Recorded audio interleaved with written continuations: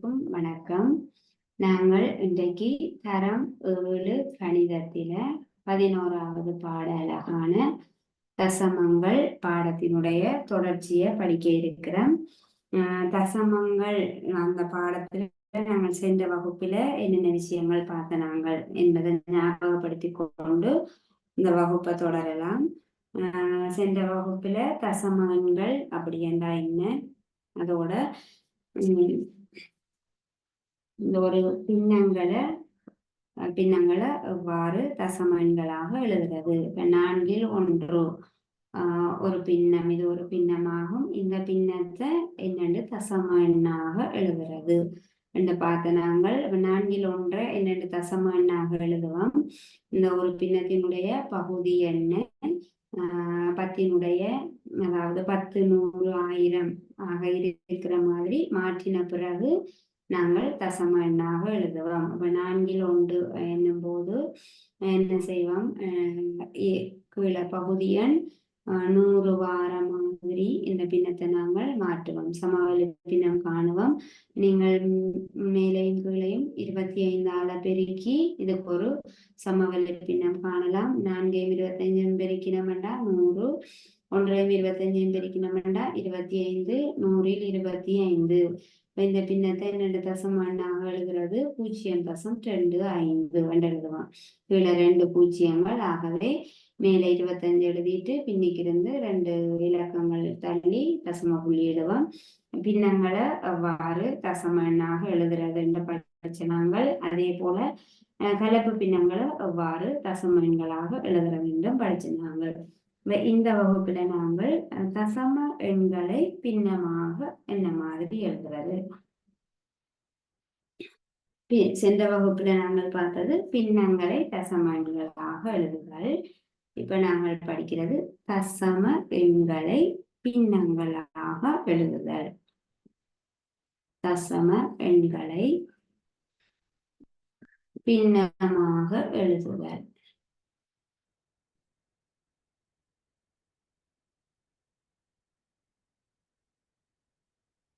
ஒரு தசம எண்ணை பின்னமாக எப்படி எழுதுறது. ஒரு தசம எண் தரப்படுது 0.6. பாருங்க, 0.6 ஒரு தசம எண். இந்த தசம எண்ணை பின்னமாக என்னென்று எழுதுறது. முதலாவதாக எங்களுக்கு தெரியும், பின்னமாக இருந்தால் தசம எண்ணாக எழுத தெரியும். எப்படி எழுதின நாங்கள் 10ல் 1 என்று இருந்தால் என்னென்று தசம எண்ணாக மாற்றின நாங்கள் 0.1. 10ல் 2 என்று இருந்தால் 0.2 என்று எழுதுவோம். அதே போல என்ன இருக்குது 0.6. ஆகவே நாங்கள் இதனை பின்னமாக என்னென்று எழுதுவோம் 10ல் 6. பின்னமாக 10ல் 6 என்ற பின்னத்தை தசம எண்ணாக எழுதும் போது 0.6 என்று எழுதுவோம். இப்போ 0.6 பின்னமாக என்னென்று எழுதுவோம் 10ல் 6. பார்ப்போம். இது ஒரு 6 என்கிற முழு எண் இங்க வந்திருக்குது. 6 பின்னிக்கு இருந்து ஒரு இலக்கம் தள்ளி தசம புள்ளியிடப்பட்டிருக்குது. ஆகவே பின்னிக்கு இருந்து ஒரு இலக்கம் நகர்ந்து தசம புள்ளி இடப்பட்டிருப்பதால் இந்த எண்ணானது 10ஆல வகுப்பட்டிருக்கும். ஆகவே இதனை நாங்கள் தசம எண்ணாக பின்னமாக இவ்வாறு எழுதலாம். அதே போல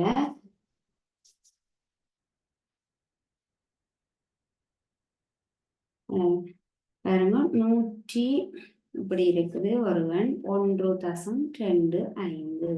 இந்த எண்ணை என்னென்று பின்னமாக எழுதுவீங்க. இந்த எண்ணை பார்க்க வேணும் 1.25. முழு எண்ணாக எழுத வேணும் என்றால் என்னென்று எழுதுவோம் 125. தசம புள்ளி எடுத்துட்டு முழு எண்ணை பாருங்க 125. அப்ப இந்த எண்ணில தசம புள்ளி எவ்வாறு இடப்பட்டு இருக்குது. இந்த எண்ணின் தசம புள்ளியை கவனிக்கும் போது இறுதி இலக்கத்தில இருந்துதான் நாங்கள் கவனிப்போம். இந்த எண்ணினுடைய இறுதி இலக்கத்தில இருந்து 2 இலக்கங்கள் தள்ளி 2 இலக்கங்கள் நகர்ந்த பின் தசம புள்ளி இடப்பட்டிருக்குது.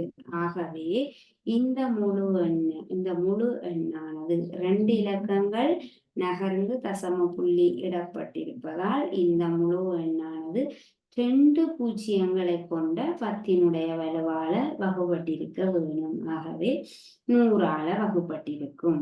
அப்படித்தானே 125 100ஆல வகுக்கும் பொழுது நாங்கள் என்ன தசம எண்ணாக எழுதுவோம். இந்த எண்ணை அப்படியே எழுதிட்டு பூஜ்ஜியங்களை எண்ணுவோம். 2 பூஜ்ஜியங்கள். ஆகவே பின்னிக்கு இருந்து 2 தானங்கள் தள்ளி தசம் குத்துவோம். அப்ப இந்த இலக்கத்தை பின்னமாக மாற்றும் பொழுது பின்னிக்கு இருந்து எத்தனை தானங்கள் தள்ளி தசம புள்ளி இடப்பட்டிருக்குது? 2 தானங்கள். பின்னிக்கு இருந்து 2 தானங்கள் என்கிறபடியா 2 பூஜ்ஜியங்களை சேர்க்க வேணும். ஆகவே இந்த எண்ணானது 100ஆல வகுப்பட்டிருக்க வேணும். இந்த பின்னத்தை தசம எண்ணாக மாற்றும் பொழுது 1.25 கிடைக்கும். ஆகவே இந்த தசம எண்ணை பின்னமாக மாற்றும் பொழுது 100ல் 125 என்ற பின்னம் கிடைக்கும். ஆனால் தசம எண்களை பின்னமாக மாற்றும் பொழுது நாங்கள் என்ன செய்ய வேணும்? எளிய வடிவில எழுத வேணும். எளிய வடிவம் என்றா என்ன? நாங்கள் அந்த பின்னத்தில் இருக்கக்கூடிய 2 உறுப்புகளையும் பகுதி எண்ணையும் தொகுதி எண்ணையும் ஒரே எண்ணால வகுத்து நாங்கள் எளிய வடிவத்துல கொடுக்க வேணும். 6ஐயும் 10ஐயும் எந்த ஒரே எண்ணால வகுக்கலாம். 6ஐயும் 10ஐயும் வகுக்கக்கூடிய எண் 2. 6 நீங்கள் 2ஆல வகுத்தனீங்கண்டா இப்படியே வச்சு கொண்டு வெட்டுவோம். 10ல் 6. 6 நீங்கள் 2ஆல வகுத்தனீங்கண்டா 3 6. 10 2ஆல வகுத்தனீங்கண்டா 5 10. ஆகவே 5ல் 3 எளிய வடிவமாக நாங்கள் மாற்றி எழுத வேணும். ஒரு தசம எண்ணை ஒரு பின்னமாக மாற்றின பிறகு நாங்கள் எளிய வடிவமாக விடைய கொடுக்க வேணும். எளிய வடிவமாக என்னென்று மாற்றுவோம்? இந்த பின்னத்தினுடைய பகுதி எண்ணையும் தொகுதி எண்ணையும் வகுக்கக்கூடிய ஒரே எண்ணால வகுத்து எளிய வடிவத்துல நாங்கள் கொடுக்க வேணும். 6 இருக்குது 10 இருக்குது. 6ஐயும் 10ஐயும் வகுக்கக்கூடிய எண்ணாக இருக்க வேணும். 6ஆலையும் 10ஆலையும் வகுப்படக்கூடிய 6ஐயும் 10ஐயும் வகுக்கக்கூடிய எண் என்னது? 2. ஆகவே 2ஆல 6 பிரிச்சனீங்கண்டா 3. 10ஆல 2 பிரிச்சனீங்கண்டா 2ஆல 10 வகுத்தனீங்கண்டா 5. 5ல் 3. அதே போல இந்த பின்னத்தையும் எளிய வடிவத்துல நாங்கள் கொடுக்கலாம். இங்க 100 125 100ஐ 125ஐயும் 5ஆல வகுக்கலாம். அப்ப 125ல் 5 25 முறை. 100ல் 5 20 முறை. 25 100 5ஆல வகுக்கும் 2ஐயும் 25 5 125. இனி 25 இருக்கு 20 இருக்கு. மீண்டும் நாங்கள் 5ஆல வகுக்கலாம். 25 5ஆல வகுத்தனீங்கன்னா 5 5 25. 20 5ஆல வகுத்தனீங்கன்னா 4 5 கீழே 4. ஆனா இது ஒரு முறைமையில்லா பின்னம். ஆகவே நீங்கள் என்ன பின்னத்துல கொடுக்க வேணும்? கலப்பு பின்னமாக மாற்றி கொடுக்க வேணும். இந்த பின்னத்தை கலப்பு பின்னமாக என்னென்ன மாற்றுவோம்? 5ல் 4 எத்தனை தடவைகள் இருக்குன்னு பார்ப்போம். ஒரு தடவை முழு எண்ணாக 1. 5 4ஆல வகுக்கும் போது மீதி 1. மேல 1 போடுவோம், கீழே 4 போடுவோம். இந்த தசம எண்ணை பின்னமாக மாற்றும் பொழுது பின்னமாக மாற்றுகிறோம். பிறகு எளிய வடிவத்துக்கு மாற்றுகிறோம். எளிய வடிவத்துக்கு மாற்றும் பொழுது அது ஒரு கலப்பு பின்னமாக முறைமையில்லா பின்னமாக கிடைக்குது. ஆகவே நாங்கள் பிறகு அதனை கலப்பு பின்னமாக மாற்றி எழுத வேணும்.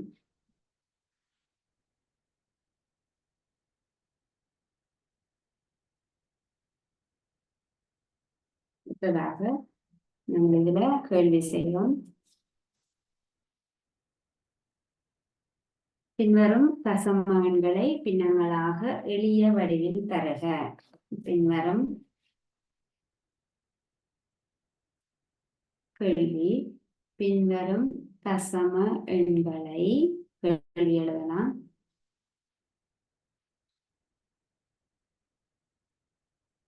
தசம எண்களை பின்னங்களாக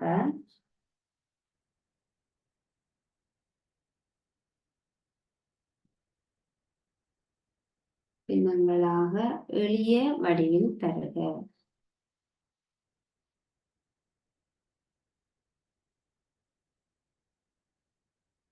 எளிய வடிவில் தருக.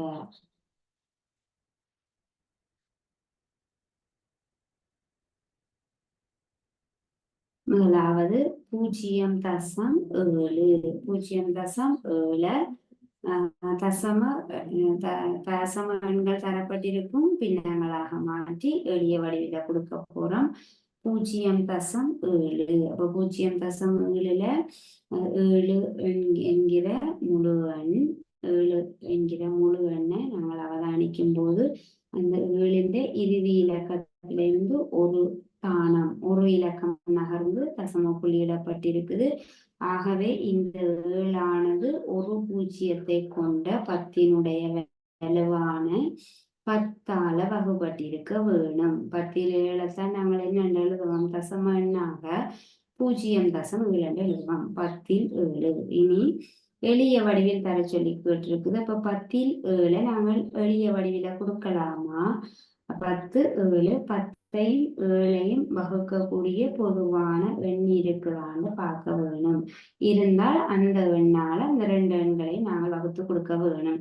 10ல் 7 கீழே 10 மேல 7 10ஐயும் 7ஐயும் வகுக்கக்கூடிய ஒன்று தவிர்ந்த பொதுவான எண் இல்லை. ஆகவே நாங்கள் இதை எளிய வடிவில கொடுக்க முடியாது. இதோட நிப்பாட்டி கொள்ளலாம். 10ஐயும் 7ஐயும் வகுக்கக்கூடிய பொதுவான எண் இல்லை. ஒன்று தவிர்ந்த ஒன்று எல்லா எண்களாலும் வகுப்படும். ஒன்று தவிர்ந்த 10ஐயும் 7ஐயும் வகுக்கக்கூடிய பொதுவான எண் இல்லை. ஆகவே 10ல் 7ஓட நாங்கள் நிப்பாட்டி கொள்ளலாம். அடுத்தது 2வது கேள்வி. 0.35 0.35 இந்த தசம எண்ணை நாங்கள் பின்னமாக மாற்றி எளிய வடிவில கொடுக்க வேண்டும். அப்ப பாருங்க 0.35 இங்க நாங்கள் இனம் காணக்கூடிய முழு எண் 35. 35 பார்க்கும் பொழுது இந்த 35ல என்ன மாதிரி தசம புள்ளி இடப்பட்டிருக்குது? இந்த எண்ணில இறுதி இலக்கத்தில இருந்து எத்தனை தானங்கள் தள்ளி எத்தனை இலக்கங்கள் தள்ளி தசம புள்ளி இடப்பட்டிருக்குதுன்னு பார்ப்போம். 1 2 இலக்கங்கள் தள்ளி தசம புள்ளி இடப்பட்டிருக்குது. ஆகவே இந்த எண்ணானது 2 இலக்கம் வந்தபடியா 2 பூஜ்ஜியங்களை கொண்ட 100ஆல வகுப்பட்டிருக்க வேணும். 35 கீழே 100. இந்த தசம எண்ணை பின்னமாக மாற்றும் பொழுது என்ன கிடைக்கும்? 100ல் 35. இனி நாங்கள் எளிய வடிவில கொடுக்க வேணும். அப்ப எளிய வடிவம் என்றா இந்த பின்னத்தினுடைய பகுதி எண்ணையும் தொகுதி எண்ணையும் ஒரே எண்ணால வகுத்து எளிய வடிவில மாற்ற வேணும். மேல 35 இருக்கு, கீழே 100 இருக்கு. இங்க 5 இங்க 0. 5ஐயும் 0 இறுதி இலக்கங்கள் ஒரு எண்ணின் இறுதி இலக்கம் 5 அல்லது 0ஆக இருந்தால் அந்த எண்கள் 5ஆல நீதியின்றி வகுப்படும். ஆகவே நாங்கள் 35ஐயும் 100ஐயும் 5ஆல வகுக்கலாம். 35 5ஆல வகுத்த நீங்க என்ன வரும்? 7 5 35. 100 5ஆல வகுத்த நீங்க என்ன வரும்? 25 100. 25 100 7 5 35. இனி 7 கீழே 20 7 5 35 25 100 எளிய வடிவில மாற்றும் போது 20ல் 7. இதை இன்னும் எளிய வடிவுக்கு மாற்றலாமா? மாற்ற முடியாது. இங்க 7 இருக்கு, இங்க 20 இருக்கு. 7ஐயும் 20ஐயும் வகுக்கிற மாதிரி பொதுவான எண் இல்லை. ஆகவே இதோட நாங்கள் நிப்பாட்டி கொள்வோம்.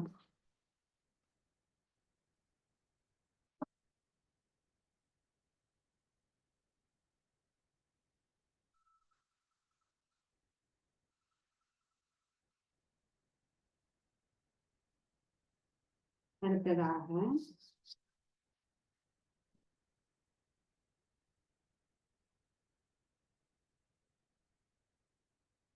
தசம எண்ணொன்றை முழு எண்ணால் பெருக்குதல். தசம எண்களின் பெருக்கல் படிக்க போறோம். தசம எண்ணை முழு எண்ணால் தசம எண்ணொன்றை முழு எண்ணால் பெருக்குதல்.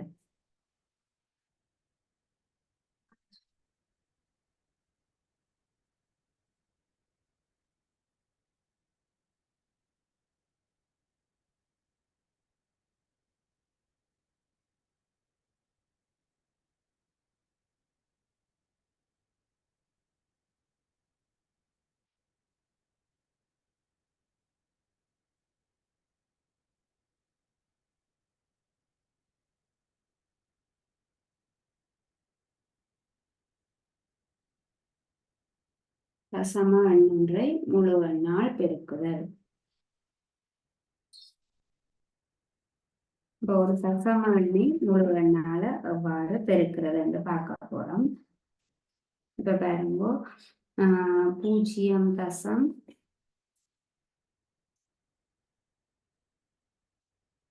நாங்கள் ஏற்கனவே படிச்சிருக்கிறோம். அதாவது பெருக்களை கூட்டலாக எழுதுற முறை எங்களுக்கு தெரியும். 4 தர 3 சமன் 12. 4 தர 3 சமன் 12. இது என்னென்று நாங்கள் கூட்டலாக எழுதுவோம். 4 3 முறை எழுதுனா சரி. 4 சக 4 சக 4. 4 தர 3 சமன் 12. இது பெருக்கல். பெருக்கலை கூட்டலாக எங்களுக்கு எழுத தெரியும். 4 சக 4 சக 4. 4 3 முறைகள் எழுதும் போது 12 கிடைக்கும். அதே போல தசம எண்ணையும் பாருங்க. 0.2. 0.2 3ஆல பெருக்கும் போது என்ன கிடைக்கும் என்று பார்க்கிறோம். 0.2 என்கிறது ஒரு தசம எண். இந்த தசம எண்ணை 3ஆல பெருக்கும் போது என்ன விடை கிடைக்கும் என்று பார்க்கிறோம். இப்ப நாங்கள் என்ன செய்யலாம்? இந்த பெருக்களை கூட்டலாக நாங்கள் எவ்வாறு எழுதலாம்? 0.2 3 முறை எழுதி கூட்ட வேணும். 0.2 சக 0.2 சக 0.2. 0.2 3 முறை கூட்டினா என்ன வரும்? 2 தசம எண்களை கூட்டுறது 0.2 0.2 0.2. தசம எண்களை கூட்டும் பொழுது இந்த தசம புள்ளியானது ஒரே நேர்கோட்டில் அமைய வேணும். வச்சுக்கொண்டு தசம புள்ளி ஒரே நேர்கோட்டில் அமையிற மாதிரி எண்களை நாங்கள் எழுதி கொண்டு கூட்டுவோம். தசத்துக்கு இங்கால கூட்டுவோம். 2 4 6 தசம் 0 என்ன வருது? 0.6. 0.2 நீங்கள் 3ஆல பெருக்கும் போது என்ன கிடைக்க வேணும்? 0.6 கிடைக்க வேணும். என்ன செய்திருக்கிறோம்? 2 6 அங்கால தசம் போட்டுக்கிறோம். 2ஐயும் 3ஐயும் பெருக்கி தசம் குத்தி இருக்கிறோம். அப்ப இந்த தசம எண்களை பெருக்கும் போது என்னென்று நாங்கள் இந்த தசம புள்ளியை விடுறது என்று பார்க்க போறோம். தசம எண்களை பெருக்கும் பொழுது என்னென்று இந்த தசம புள்ளியை நாங்கள் எழுதுறது என்று பார்ப்போம். இப்ப பாருங்க, 2ஐயும் 3ஐயும் பெருக்குங்கோ 6. 2ஐயும் 3ஐயும் பெருக்கிறோம் 6. அப்ப 0.2ஐயும் 3ஐயும் பெருக்கும் போது என்ன நடக்கும்? 2ஐயும் 3ஐயும் பெருக்கும் போது 6. 0.2ஐயும் 3ஐயும் பெருக்கும் போது நாங்கள் என்ன செய்யறோம்? 2ஐயும் 3ஐயும் பெருக்கிறோம் 6. இனி தசம் எந்த இடத்துல தசம் வந்திருக்குது, என்ன மாதிரி வந்திருக்குது என்று கவனிக்கணும். அதாவது இங்க தசம் இல்லை. முதலாவது இருக்கக்கூடிய எண்ணில தான் தசம் இருக்குது. தசம புள்ளி என்ன மாதிரி வந்திருக்குது? இந்த எண்ணின் இறுதியில இருந்து ஒரு இலக்கம் தள்ளி தசம புள்ளி இடப்பட்டிருக்குது. இந்த எண்ணின் இறுதியில இருந்து ஒரு இலக்கம் தள்ளி தசம புள்ளி இடப்பட்டிருக்குது. ஆகவே நாங்கள் விடையாக வரக்கூடிய எண்ணின் இறுதியில இருந்தும் ஒரு இலக்கம் தள்ளி நாங்கள் தசம புள்ளி இட வேணும். தசம் 6 முன்னுக்கு எதுவுமே இல்லை. ஆகவே 0.6. அப்ப இந்த தசம எண்ணை ஒரு முழு எண்ணால பெருக்கும் பொழுது நாங்கள் என்ன செய்யறோம்? முதலாவது தசம எண்ணினுடைய தசம புள்ளியை கருத்தில் கொள்ளாமல் முழு எண்ணை போல நினைச்சு முதலாவது நாங்கள் பெருக்கிறோம். 0.4 தர 6. என்ன செய்ய வேணுமா? முதலாவது ஒரு தசம எண்ணை ஒரு முழு எண்ணால பெருக்கும் பொழுது தசம புள்ளியை கருத்தில் கொள்ளாமல் முழு எண்ணை போல கருதி அந்த 2 எண்களையும் நாங்கள் பெருக்க வேணும். 0.4 வந்திருக்குது. நாங்கள் 4 நினைச்சு கொண்டு பெருக்குவோம். 4ஐயும் 6ஐயும் பெருக்கினீங்கன்னா என்ன வரும்? 24. 4ஐயும் 6ஐயும் பெருக்கினீங்கன்னா 24. நாங்கள் இந்த 0.4 முழு எண் 4 நினைச்சு கொண்டு பெருக்கிறோம். 24. இனி இந்த 24ல நாங்கள் என்ன செய்ய வேணும்? இந்த கேள்வியை கவனிக்கிறோம். இந்த தசம எண்ணில எத்தனை பின்னைக்கிருந்து எத்தனை இலக்கங்கள் தள்ளி தசம புள்ளி இடப்பட்டிருக்குது. பின்னைக்கிருந்து ஒரு இலக்கம் நகர்ந்து தசம புள்ளி இடப்பட்டிருக்குது. ஆகவே விடையிலையும் நாங்கள் அந்த எண்ணின் இறுதியில இருந்து ஒரு இலக்கம் தள்ளி தசம புள்ளி இட வேணும். 4ஐயும் 6ஐயும் பெருக்கும் பொழுது 24, 4ஐயும் 6ஐயும் பெருக்கும் பொழுது 24, 24 அப்படியே எழுதுறோம். எழுதிட்டு இந்த கேள்வியை பார்க்கிறோம். தசம புள்ளி எப்படி இருக்குது, எந்த இடத்துல இருக்குது, பின்னிக்கு இருந்து எத்தனை இலக்கங்கள் தள்ளி தசம புள்ளி இடப்பட்டிருக்குது, ஒரு இலக்கம் தள்ளி.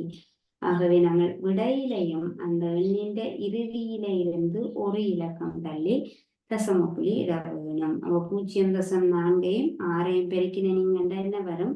2.4.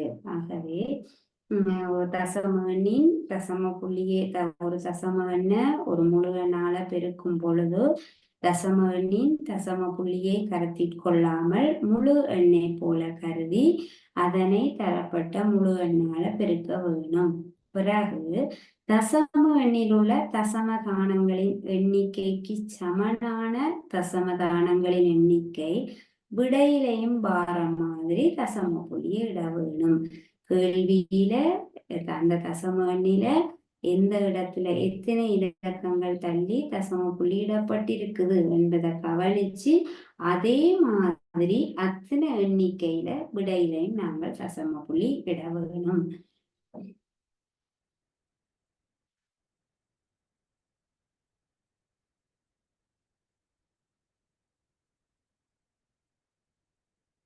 நாங்கள் இப்ப கொஞ்சம் பெரிய எண்களை பெருக்குவோம். 3.45 2ஆல பெருக்குவோம். முதலாவது என்ன செய்ய வேணும்? ஒரு தசம எண் ஒரு தசம எண்ணை ஒரு முழு எண்ணால பெருக்கிறோம். முதலாவது நாங்கள் என்ன செய்ய வேணும்? இந்த தசம எண்ணை ஒரு தசம புள்ளியை கவனிக்காமல் முழு எண்ணு நினைச்சு பெருக்குவோம். 300 இந்த தசம புள்ளி இல்லை என்று நினைச்சு கொண்டு பெருக்குவோம். 345 2ஆல பெருக்குவோம். 345 2ஆல பெருக்கினீங்க என்ன வரும்? 2 10 மீதி 1 4 8 8 3 9 2 6 690. அப்ப தசம புள்ளி இல்லாமல் முழு எண்ணாக நினைச்சு கொண்டு 345ஐயும் 2ஐயும் பெருக்கிறோம். பெருக்கும் பொழுது என்ன கிடைக்குது? 690 கிடைக்குது. ஆனால் இப்ப இந்த பெருக்கி போட்டு முழு எண்ணு நினைச்சு கொண்டு பெருக்கி போட்டு அந்த விடையில தான் நாங்கள் தசம புள்ளியை எடுக்கிறோம். எப்படி? கேள்விய பாருங்கோ. பின்னுக்கு இருந்து எத்தனை இலக்கங்கள் தள்ளி தசம புள்ளி இருக்குது? பின்னுக்கு இருந்து 1 2 5 4 5ஐயும் 4ஐயும் கடந்து தசம புள்ளி இடப்பட்டிருக்குது. 2 இலக்கங்கள் தள்ளி தசம புள்ளி இடப்பட்டிருக்குது. ஆகவே நாங்கள் விடையிலையும் 2 இலக்கங்கள் நகர்ந்து தசம புள்ளி இட வேணும். 6.90. தசம புள்ளிக்கு வலது பக்கமாக வார பூஜ்ஜியங்களுக்கு பெருமானம் இல்லை. ஆகவே 6.9 என்றும் நாங்கள் எழுதலாம். இப்படி எழுதினாலும் பிழை இல்லை. 6.9 என்றும் எழுத முடியும்.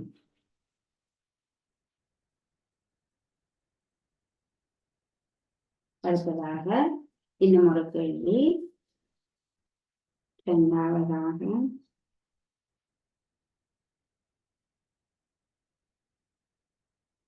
1.236 தர 41. 1.236 நாங்கள் 41ஆல பெருக்கிறோம். முதலாவது என்னென்னு பெருக்க போறோம்? தசம் இல்லாமல் 1236 41ஆல பெருக்குவோம். 6 6 3 3 2 2 1 1. 6ஐயும் 4ஐயும் பெருக்கும்போது 24 மீதி 2 4 12 12 2 14 மீதி 1 4 8 8 3 9 4 1 4. இப்ப 1000 மேல 2ஐயும் கூட்டுவோம். கூட்டின நீங்கண்டா 7 6 10 5 6 7 6 10 இங்கே ஒன்று வரும் 5 விட என்ன வருது தசம புள்ளி இல்லாமல் பெருக்கும் பொழுது 50,676 பெருக்கி பார்க்கிறோம். தசம புள்ளி இருக்கிறது நினைச்சு தசம புள்ளி இல்லாமல் பெருக்கிறோம். பெருக்கும் பொழுது 50,676.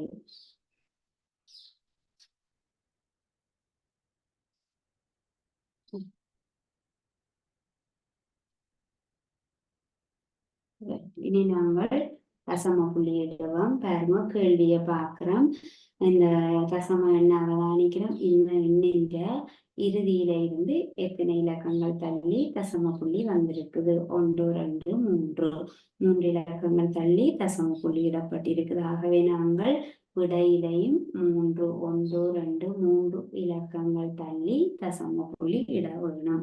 இந்த கேள்விக்குரிய விடை 50,676.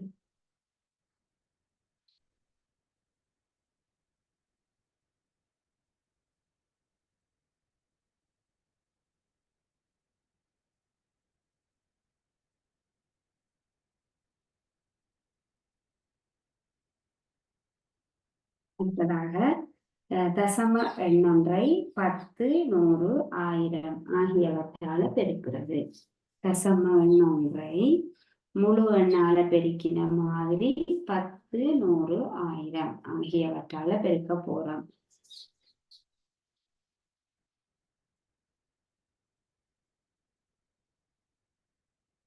பத்து 100 1000 ஆகியால் பெருக்குதல். 10 100 10 100 1000 1000ஆல் பெருக்குதல்.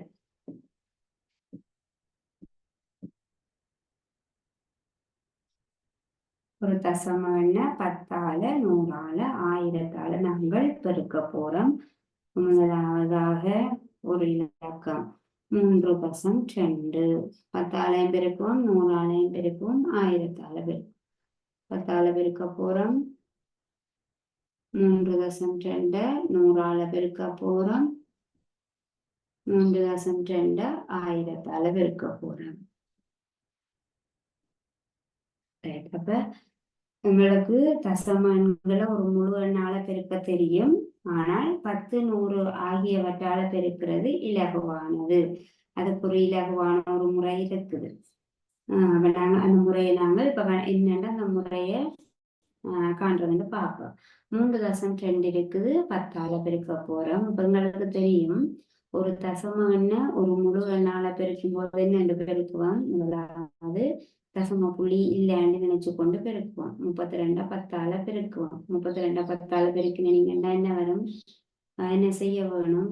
பெருக்கி பார்க்க வேணுமா? இல்லை. 32 ஒரு முழு எண்ணால ஒரு முழு எண்ணை 10 100 1000 ஆகியவற்றால பெருக்கிறதும் இலகுவானது. 32 என்கிற முழு எண்ணை 10ஆல பெருக்கும் போது இந்த 32 அப்படியே எழுதுவோம். இந்த முழு எண்ணை அப்படியே எழுதுவோம். 32. இங்க 10ல எத்தனை பூஜ்ஜியம் வந்திருக்குதுன்னு பார்ப்போம். ஒரு பூஜ்ஜியமாகவே நாங்கள் ஒரு சைவர் சேர்க்க வேணும். 32 10ஆல போட்டு பெருக்கி பார்த்து கொண்டிருக்க வேண்டிய தேவையில்லை. தசம புள்ளி இல்லாமல் பெருக்கும் போது இப்படி பெருக்கிறோம். அப்படித்தானே நாங்கள் பெருப்போம். ஒரு தசம எண்ணை படிச்சு நாங்கள் ஒரு முழு எண்ணால பெருக்கும் போது முதல்ல தசம புள்ளி இல்லைன்னு நினைச்சு கொண்டு பெருக்கிறோம். பெருக்கும் போது என்ன கிடைக்குது? 320. இதை பெருக்கிறது இலகுவானது. இதை நீங்கள் போட்டு பெருக்கி கொண்டிருக்க தேவையில்லை. 32 10ஆல பெருக்கும் போது இந்த முழுவன் 32 அப்படியே எழுதுங்கோ. இங்கே பாருங்க, 10ல ஒரு பூஜ்ஜியம் இருந்தா ஒரு சைவர் சேர்ப்பீங்க. இதுல 100 வந்ததுண்டா 2 சைவர் சேர்ப்பீங்க. 1000 வந்ததுண்டா 3 சைவர் 3 பூஜ்ஜியங்களை சேர்க்க வேணும். 320. இனி நாங்கள் 332 10ஆல பெருக்கிறோம். 320 வருது. 320. இனி நாங்கள் தசம புள்ளி இடுவோம். 32 10ஆல பெருக்கிட்ட 320. இனி தசம புள்ளி இடுவோம். இப்ப கேள்வியை பார்க்கிறோம், தசம எண்ணை பார்க்கிறோம். இறுதியிலிருந்து ஒரு இலக்கம் தள்ளி தசம புள்ளி இடப்பட்டிருக்குது. ஆகவே நாங்கள் விடையிலையும் ஒரு இலக்கம் தள்ளி தசம புள்ளி இடுவோம். இப்ப விடை என்னவாக இருக்கும்? 32. இங்கேயும் பெருக்க போறோம். 3.2 100ஆல பெருக்குவோம். 32 100ஆல பெருக்கும் போது தசம் இல்லாம பெருக்கிறோம். 32 100ஆல பெருக்கும் போது என்ன செய்வீங்க? 2 0 சேர்ப்பீங்க. 3200. இனி தசம என்ன பார்ப்பீங்க? ஒரு இலக்கம் தள்ளி தசம புள்ளியிடப்பட்டிருக்குது. ஆகவே விடையிலையும் ஒரு இலக்கம் தள்ளி தசம புள்ளியிடுவீங்க. அப்ப விடை 320. அடுத்ததாக 3.2 1000ஆல பெருக்கிறோம். தசம புள்ளி இல்லாமல் பெருக்கும் போது 32,000ஆல பெருக்குவோம். 32,000ஆல பெருக்கினோம்டா 32,000. 32,000 கேள்வியை பார்க்கிறோம். தசம எண்ணை பார்க்கிறோம். இறுதியிலிருந்து ஒரு இலக்கம் தள்ளி தசம புள்ளியிடப்பட்டிருக்குது. ஆகவே இறுதியிலிருந்து ஒரு இலக்கம் தள்ளி தசம புள்ளியிடப்படும் போது 3200 வருது. இப்ப நாங்கள் இங்க என்ன செய்திருக்கிறோம்? இந்த 3 சந்தர்ப்பங்களையும் நாங்கள் என்ன செய்திருக்கிறோம் என்று பாருங்க. ஒரு தசம எண்ணை 10ஆல பெருக்கும் பொழுது என்ன செய்யறோம்? இந்த தசம புள்ளிய 10ஆல பெருக்கிறோம். 10ல எத்தனை பூஜ்ஜியங்கள் இருக்குது? ஒரு பூஜ்ஜியம் இருக்குது. அப்ப விடைய பாருங்கோ. 10ஆல பெருக்கும் பொழுது தசம புள்ளியை ஒரு தானம் வலப்புறமாக நகர்த்துறோம். தசம புள்ளி எங்க இருக்கு? இங்க இருக்கு. விடை பாருங்கோ. தசம புள்ளி எங்க வருது? 32. இங்க இருக்கிற தசம புள்ளியானது விடையில வரும்போது 2க்கு இங்கால வருது. 10ஆல பெருக்கும் போது இங்க இருக்கிற தசத்தை நாங்கள் இங்க கொண்டு வாரோம். ஒரு தானம் வலப்புறமாக நகர்த்துறோம். ஒரு தசம் 10ஆல பெருக்கும் பொழுது 10ல ஒரு பூஜ்ஜியம் இருக்கிறபடியா ஒரு தசம எண்ணை 10ஆல பெருக்கும் பொழுது இங்க இருக்கிற தசம புள்ளியை இங்க கொண்டு வாரோம். ஒரு தானம் வலப்புறமாக நகர்த்தினால் போதுமானது. இங்க இருக்கிற தசம புள்ளி இங்க வந்துட்டு இங்க கடைசியில இதுல தசம புள்ளி இருக்கு. இங்க வந்துட்டு 10ஆல பெருக்கும் போது ஒரு தானம் வலப்புறமாக நகர்த்த வேணும். அதே போல 100ஆல பெருக்கும் போது 2 தானம் வலப்புறமாக நகர்த்த வேணும். இங்க இருக்கிற தசம எண்ணை எத்தனை தானம் தள்ளி கொண்டு வந்துட்டீங்க? 2 தானம். இங்க இருக்கிற தசம புள்ளி இங்க வந்துட்டு 2 கடந்து 0 கடந்து இங்க வந்துட்டு இங்க இலக்கம் இல்ல 32 தான் இருக்கு. ஆகவே இன்னொரு 0 போட்டிருக்கிறோம் நாங்கள். இங்க இருக்கிற தசம புள்ளியானது இங்க வந்துட்டு 100ஆல பெருக்கும் பொழுது 2 தானங்கள் வலப்புறமாக நகர்த்தப்படுகிறது. அதே போல 1000ஆல பெருக்கும் பொழுது இங்க இருக்கிற தசம புள்ளியானது 1 2 3 தானங்கள் வலப்புறமாக நகர்த்தப்படுது. இப்ப இதை நாங்கள் இந்த முறையை தெரிஞ்சு வச்சிருந்தோம்டா ஈஸியா இருக்கும். ஒரு தசம எண்ணை இப்ப நீங்கள் கொஞ்சம் பெரிய எண்ணெய் நாங்கள் அடுத்ததா செய்யும்போது இலகுவா இருக்கும். ஒரு தசம எண்ணை 10ஆல பெருக்கும் பொழுது நாங்கள் பெருக்கி பார்த்து கொண்டிருக்க வேண்டிய தேவையில்லை. 10ஆல பெருக்கும் போது எங்க தசம் இருக்குதோ தசம புள்ளியை ஒரு தானம் தள்ளி வலப்புறமாக நகர்த்த வேணும். இப்ப 3.2 தர 0 என்றா நீங்கள் ஒன்றும் செய்ய தேவையில்லை. இங்க இருக்கிற தசத்தை வலப்புறமாக ஒரு தானம் நகர்த்த வேணும். இங்க வந்துடும் தசம். அதே போல 100ஆல பெருக்கும் போது 2 தானம் வலப்புறமாக நகர்த்துறோம். 1000ஆல பெருக்கும் போது 3 தானம் 3 தானங்கள் வலப்புறமாக நகர்த்துறோம்.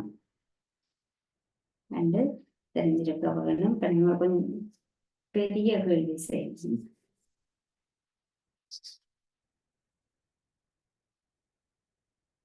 1.463 10ஆல பெருக்குவோம். அப்ப என்ன செய்ய வேணும்? ஒரு தசம எண்ணானது 10ஆல பெருக்கப்படுது. நாங்கள் எதுவுமே செய்ய தேவையில்லை. இந்த முழு எண்ணை எழுதுவோம். ஒரு தசம எண் 10ஆல பெருக்கப்படுகிறது. ஆகவே இந்த தசத்தை ஒரு தானம் 10 ஒரு 0. அப்போ ஒரு தானம் வலப்புறமாக நகர்த்தினால் காணும். இப்ப இங்க இருக்கிற தசத்தை 4க்கு பக்கத்துல கொண்டு போவீங்க. இங்க தசம் வந்துடும். அதே கேள்வி 1.46 100ஆல பெருக்குவோம். நீங்கள் ஒன்றுமே செய்து பார்க்க வேண்டிய தேவையில்லை. இந்த தசம எண்ணானது 100ஆல பெருக்கப்படுகிறது. என்ன செய்ய வேணும்? 100 2 பூஜ்ஜியங்கள் இருக்கிறபடியால இந்த தசத்தை 2 தானங்கள் வலப்புறமாக நகர்த்த வேணும். அப்ப இங்க இருக்கிற தசம் ஒரு தானம் 2 தான். 2 தானங்களை கடந்து 6க்கு கிட்ட கொண்டு போவீங்க. அடுத்தது 1.46 1000ஆல பெருக்கும் பொழுது 1463. இங்க இருக்கிற தசம புள்ளிய 3 பூஜ்ஜியங்களால பெருக்கப்படுவதால் 3 பூஜ்ஜியங்களை கொண்டு 1000ஆல பெருக்கப்படுவதால் நீங்கள் 3 தானங்கள் வலப்புறமாக நகர்த்த வேணும். இங்க இருக்கிற தசத்தை 3 தானங்கள் கடந்து வலப்புறமாக கொண்டு போவீங்க. 1 2 3 3க்கு பக்கத்துல கொண்டு போவீங்க. 3க்கு பக்கத்துல கொண்டு போனீங்கன்னா 1463. இதை நீங்கள் பெருக்கி பார்த்தீங்கன்னாலும் இதை விடதான் வரும். பெருக்கி பார்த்தா முதல்ல என்ன செய்வோம்? தசம புள்ளி இல்லாமல் பெருக்குவோம். 1463 10ஆல பெருக்குவோம். பெருக்கினோம்னா 14630. இனி தசம புள்ளியை பார்ப்போம். தசம புள்ளி இங்க இருக்குது. அப்ப நீங்கள் பின்னிக்கிருந்து எத்தனை தான் தள்ளி தசம புள்ளி இடப்பட்டிருக்கு? 1 2 3. நீங்கள் விடையிலையும் 1 2 3 நகர்ந்து தசம புள்ளி இடும்போது 14.63. இது நீங்கள் செய்து பார்க்க வேணும். ஆனால் இது ஒன்றுமே செய்யாமலே 10ஆல பெருக்கும் போது தசம புள்ளியை வலப்புறமாக ஒரு தானம் நகர்த்த வேணும். 100ஆல பெருக்கும் போது தசம புள்ளியை 2 தானங்கள் வலப்புறமாக நகர்த்த வேணும். 1000ஆல பெருக்கும் போது தசம புள்ளியை 3 தானங்கள் வலப்புறமாக நகர்த்த வேணும். ரெண்டு நேரடியாக நீங்கள் விடைய போடலாம். இப்ப இந்த கேள்வியை நாங்கள் ஒரு செய்து பார்ப்போம். 1463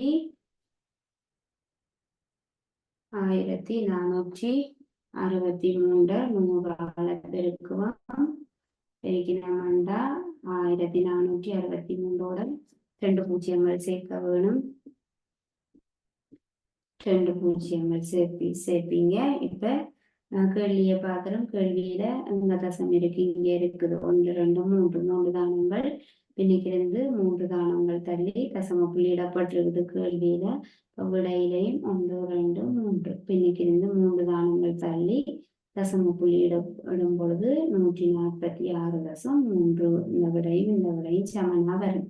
இந்த விடையும் சமனாக வரும்.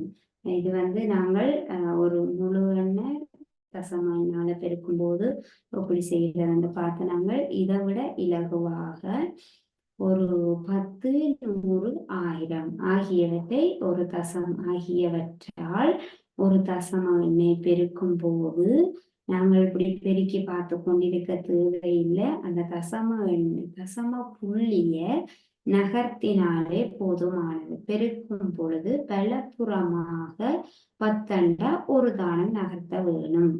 பெருக்கும் பொழுது 100 2 தானங்கள் வலப்புறமாக நகர்த்த வேணும்.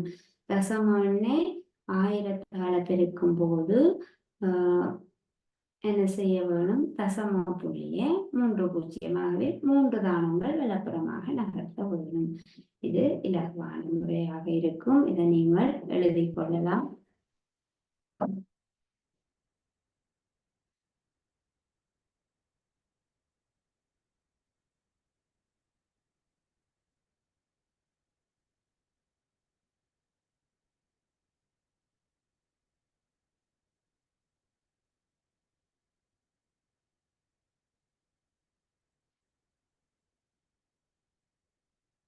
இதே போல தசம எண்ணொன்றை 10 100 1000 ஆகியவற்றால் வகுக்கிறது.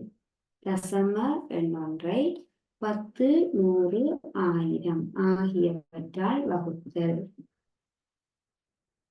நாங்கள் பெருக்கல் பார்த்த மாதிரி வகுத்தலுக்கு ஒரு இலகுவான முறை என்று பார்க்க போறோம். தசம எண்ணொன்றை 10 100 1000 ஆகியவற்றால் வகுக்க போறோம். ஒரு தசம எண் இருக்குது 33 3763.5 முதலாவது 10ஆல வகுக்க போறோம். பெருக்கல் மாதிரியே பெருக்கல்ல அந்த தானங்களை தசம புள்ளிய வலப்புறமாக நகர்த்தின மாதிரி வகுத்தலுக்கும் ஒரு இலகுவான முறை. ஒரு தசம எண்ணை 10ஆல வகுக்கும் பொழுது 10ல ஒரு 0. ஆகவே நீங்கள் பெருக்கலுக்கு என்ன செய்த நாங்கள் வலப்புறமாக தசம புள்ளியை நகர்த்தினோம். வகுத்தலுக்கு இடதுபுறமாக ஒரு 0 10 இடது பக்கமாக ஒரு தானம் நகர்த்த வேணும். அப்ப இங்க இருக்கிற தசம புள்ளியை இங்க கொண்டு வர போறீங்க. இப்ப விடை என்னவாக இருக்கும்? 366.35. ஒரு தசம எண்ணை 10ஆல வகுக்கும் பொழுது என்ன செய்ய வேணும்? தரப்பட்ட தசம எண்ணில் உள்ள தசம புள்ளியை இடது பக்கமாக ஒரு தானம் நகர்த்த வேணும். பெருக்களுக்கு வலது ஒரு 0 10 இருந்ததுண்டா ஒரு தானம் வலப்புறமாக நகர்த்துறோம். அதே போல வகுத்தலுக்கு ஒரு தானம் இடப்பக்கமாக நகர்த்துறோம். இதே கேள்வியை நாங்கள் 100ஆல வகுப்போம். தசம எண்ணை 100ஆல வகுக்கிறோம். 3763.5 என்கிற தசம எண்ணை 100ஆல வகுக்கிறோம். 100ல 2 பூஜ்ஜியங்கள் இருக்குது. ஆகவே நாங்கள் இதை செய்து பார்க்க வேண்டிய தேவையில்லை. இலகுவாக விடை எழுதலாம். இந்த எண்ணை எழுதி போட்டு முழு எண்ணாக எழுதி போட்டு இங்கே இருக்கிற தசம புள்ளிய இந்த நாங்கள் வகுக்கக்கூடிய எண் 10 ஒரு 0. ஆகவே ஒரு தானம் இடப்பக்கமாக நகர்த்துறோம். 100 2 பூஜ்ஜியங்கள். ஆகவே 2 தானங்கள் இடப்பக்கமாக நகர்த்த வேணும். இங்க இருக்கிற தசம புள்ளியே 1 2 2 தானங்கள் நகர்த்தும் பொழுது அங்க வந்துடும். இங்க இருக்கிற தசம புள்ளியே 1 2 தானங்கள் நகர்த்தும் பொழுது இங்க வந்து இடப்பக்கமாக 2 தானங்கள் நகர்த்துறோம். அதே போல 1000ஆல 3763.5 1000ஆல வகுக்கிறோம். 1000ஆல வகுக்கும் பொழுது விடை எழுதும் பொழுது முழு எண்ணை அப்படியே எழுதும்போ 1 2 3 பூஜ்ஜியங்கள் 1000க்கு. ஆகவே தசம புள்ளியை இடது பக்கமாக 3 தானங்கள் நகர்த்த வேணும். இங்க இருக்கிற தசம புள்ளி 1 2 3 3 தானங்களை 3 இலக்கங்களை கடந்து இங்கே வர வேணும். இங்க இருக்கிற தசம புள்ளி 1 2 3 இங்க வர வேணும். விடை 3.7635. அப்ப இது தசம புள்ளிய வகுக்கிறது என்பது கடினமானது. நீங்கள் இதை செய்து பார்க்கறது கஷ்டமானது. ஆனா இதுக்கு இலகுவான முறை இருக்குது. 10 100 1000 ஆகியவற்றால் பெருக்கும் பொழுது அந்த தசம புள்ளிய அங்க இருக்கிற பூஜ்ஜியங்களுக்கு ஏற்ப நாங்கள் வலப்புறமாக நகர்த்துறோம். 10 100 ஆகியவற்றால் வகுக்கும் பொழுது அங்க இருக்கிற தசம புள்ளியை நாங்கள் இடப்புறமாக நகர்த்துறோம் என்பதை ஞாபகத்துல வச்சுக்கொண்டு செய்ய வேணும். ஆகவே பிள்ளைகள், நாங்கள் இன்னைக்கு தசம எண்கள பெருக்கல் வகுத்தல் தொடர்பாக படிச்ச நாங்கள் இதோட நாங்கள் வகுப்பை நிறைவு செய்து கொள்ளுவோம். மீண்டும் அடுத்த வகுப்புல சந்திப்போம். தேங்க்யூ பிள்ளைகள்.